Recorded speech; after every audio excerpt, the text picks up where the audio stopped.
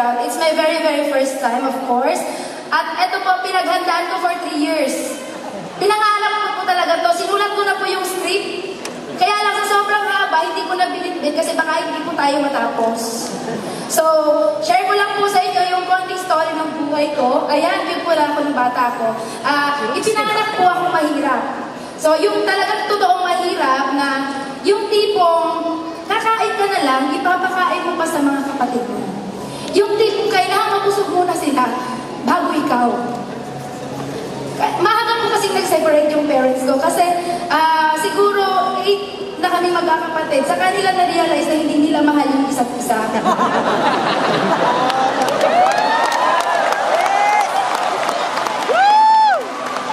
Tapos po, syempre na-realize nila na hindi nila mahal yung isa't isa. Nagkanya-kanya sila. Yung nanay, nag-asawa ng iba. Yung tatay, nag-asawa ng iba. Syempre, ako po yung naiwan sa gitna. Ako po yung naging ina at ama ng mga kapatid ko, bigla-bigla. Wala pa akong choice, hindi ko po sila pwedeng takbuhan. Kasi mga mahal ko po sila. So, nung nag-guided po ako, nangarap din po ako na sana isang araw, hindi ganito, yung mabuhay naman tayo na kumain tayo ng maayos. Then, one time, binigay ni God yung opportunity na kapag-abroad ako, sa maling paraan. Kung yung mga OFW, nag-abroad for contract na mga 3 years, ganun-ganon, kontrata din po ako sa Japan.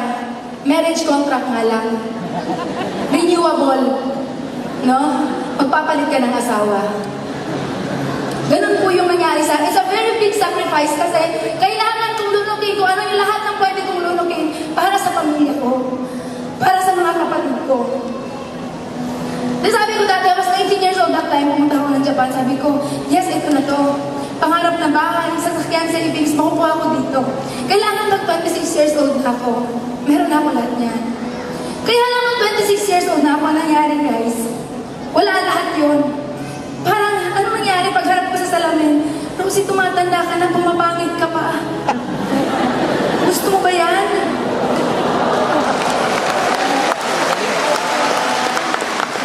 Walang babae na gustong humarap sa salamin.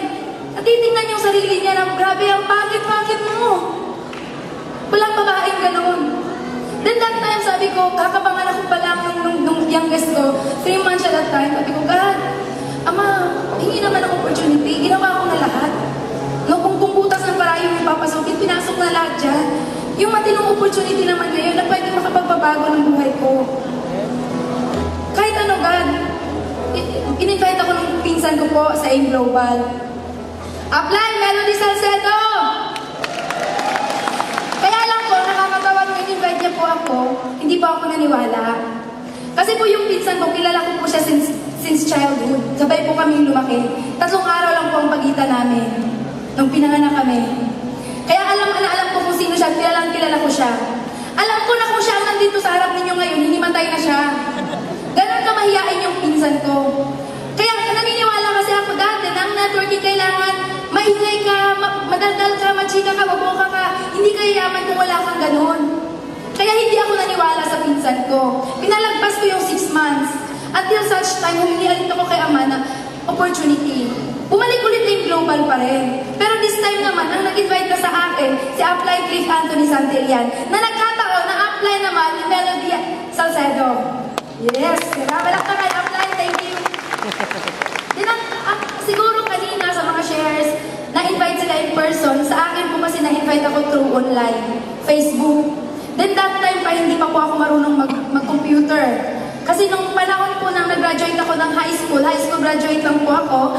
Pero okay lang yun, wala sa pinag-aralan niya, nasa laman ng bulsa yan. High school lang po ako, pero nung nag-start po ako ng Facebook, ganun po, nasa ng X, nasa ng Y. Diba? Kaya sabi ko sa apply ko, paano ko gagawin yung business? Sabi niya sa akin, Rosie, kung paano kitang in-invite, ganun lang din yung gagawin natin. At dun po, nangyari yung whole story, bakit nakuha ko yung first million ko sa AIM Global. Diba? Sa Japan, lagi sinasabi nung ginagawa ko yung network sa Japan, maraming mga 40 years na sa Japan, 30 years, 20 years na sabi, Rosie, tulungan mo ako. Tulungan mo akong gawin yung business. Kasi gusto ko nang umuwi sa Pilipinas for good. Samantalang dito naman sa buhay. Mga kabataan, ate, tulungan mo naman ako. Tulungan mo ako makahanap ng hapon, puntang Japan. Kasi gusto ko mag-abroad. Gusto ko maiahon yung pamilya ko sa kahirapan. Isipin niyo yun, Pilipinas, Japan, yung mga nandun gusto kong umuwi sa Pilipinas, yung mga nasa Pilipinas gusto kong umuwi doon. Parehong reason, gustong maiahon sa kahirapan at gustong maiahon yung pamilya sa kahirapan, makasama yung mga mahal sa buhay. Diba? Pera yung naghahati sa dalawang bansa. Pera yung naglalayo sa pamilya. Diba? Yung magulang sa anak, kapatid sa kapatid. Akala ng iba, OFW, bayani. O, pagpalagay na natin, oo, yes. Marami natutulungan yung mga OFW. Pero yung mga OFW, marami din pamilyang sinira.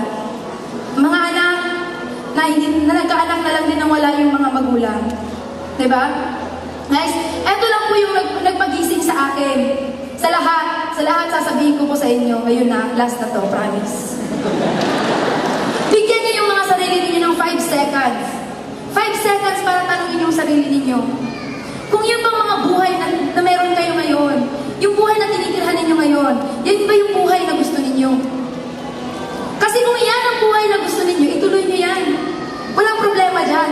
Diba? Pero kung hindi yan yung buhay na gusto ninyo, baguhin ninyo. Yun ang ginawa ko. Iniwan ko po yung Japan. Last April, umuwi na po ako dito for good. Diba? Dati po yung bahay namin, kuko, na kapag ka umuulan, hindi mo na kailangan ng balde. Tayo ka na lang talaga. Kasi wala ka lang mahihigaan. Nung nag-Japan pa ako, nagbago naman siya ng konting-konti lang. Pero ganun pa rin. Pero nag-aim global na po ako. Binili ko po yung bahay namin ngayon ng mga anak ko dyan sa Davao, worth 4 million. Then last Wednesday lang po. Sabi ko, hahataw muna ako. After yung bahay, sabi ko, hahataw muna ako talaga. Mga 6 months pa bago ako maglalabas ng sasakyan. Kaya lang sabi ko, paano ako makakahataw sa buong Mindanao kung wala akong sasakyan? Last Wednesday po, hindi sinasadyang na ilabas ko po yung Ford Everest ko. Kulay red, para po lang. Thank you so much. Sana may natutunan kayo sa mga sinabi ko. And of course, Avon Dragon! Mga Dragon! Thank you so much sa suporta sa grupo. Upline Alburo family, thank you so much. At lalong-lalo na sa aking mga international partners from Hong Kong, Riyadh, Singapore, Cyprus, Canada, at lahat-lahat na. Thank you po. Maraming salamat.